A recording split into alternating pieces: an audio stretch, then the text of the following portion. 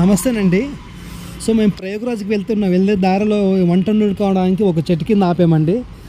So చెట్టు కింద ఆపితే కాస్తంత అక్కడ మంచి ఒక ప్లేస్ మంచి చూసుకున్నాము. అలా కొంచెం ముందుకెళ్తే అక్కడ ప్రతి ఇంటికాడ ఆవు పేడ అలా రొట్టెలాగా చేసి ఎండబెట్టి మంచిగా కుప్పలాగా పెట్టేశారనమాట. ఇలా ఎండబెట్టారు కూడా కొన్ని.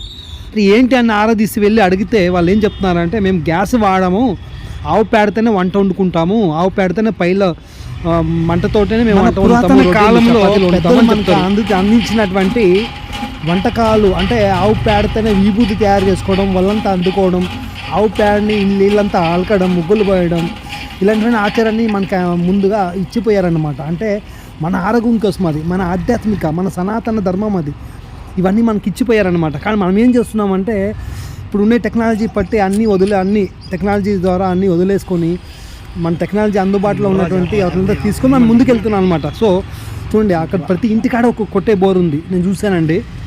ఇలాంటి అలాగే చూస్తే ఈ ఆవులకి గేదెలకి అయితే మంచిగా ఏం చెక్క పచ్చిగడ్డిని ఎండిగడ్డిని కూడా కట్ చేసి మంచిగా ఉప్పు నీటిలో కలిపి ఇలా పెడుతున్నారండి. ఇవన్నీ చూసిన తర్వాత నాకు బాగా ఆశ్చర్యం వేసింది. ఎందుకంటే నేనైతే వెటనరీ అయితే చేశాను. సో నాకైతే కొన్ని విషయాలు కూడా తెలిసింది. నాకైతే ఒకటే అర్థమైంది, ఎందుకు ఇప్పుడు మనమైతే గ్యాస్ లేకపోతే మనం ఏం చేస్తాం, బయట ఇంకా తప్పించుకోవడం అలా చేస్తుంటాం. మనకు అన్నీ అందుబాటులో ఉండి కూడా మనం ఎందుకు చేయలేకపోతున్నాం, మనం ఎందుకు గ్యాస్ మీద వండుకునే ఒక స్టవ్ దీని మీద ఆధారపడినాం మన ఫుడ్. ఇలా చూస్తే చూడండి, ఉత్తరప్రదేశ్లో అయితే చాయ్ కప్పులే లేదు, ప్లాస్టిక్ కప్పులే లేదు, బంద్. మట్టి కప్పులతోనే చాయ్ ఇస్తున్నారు, పైగా అది బొగ్గులతో చాయ్ చేస్తున్నారు. ఒక హోటల్ కాదు, చాలా హోటల్ అయితే చూసాను నేను. ప్రయోగరాజ్లో చాలా హోటల్ చూసా, అన్నీ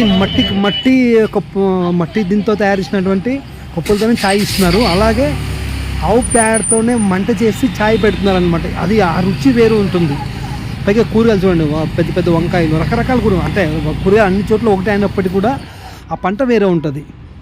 మనం ఎందుకు మన ఆచారాలంతా మనం వెనుక అన్నీ వదిలేసి ముందుకి ఇప్పుడున్న టెక్నాలజీ ద్వారా గట్టిగా పట్టేసుకున్నాం, హాస్పిటల్ చుట్టూ తిరుగుతున్నాం, రోగాలు తెచ్చుకుంటున్నాం. వీళ్ళంతా కారణం ఎవరు అంటే ఏంటిది? మనం చేసుకున్నటువంటి ఒక క్రియేటివిటీని ఇవన్నీ.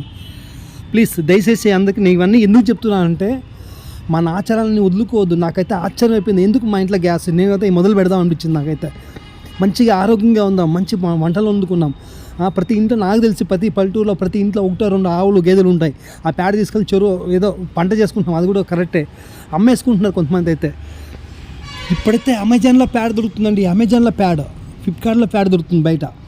ఇప్పుడు ఆ పేడలంతా కొనుక్కొస్తున్నాం, అంటే కింద అలకడానికి కూడా. ఇప్పుడు ముగ్గులు పోస్తున్నారు, అసలు ముగ్గు పిండి వదిలేస్తే రాయి పిండితో పోస్తున్నారండి.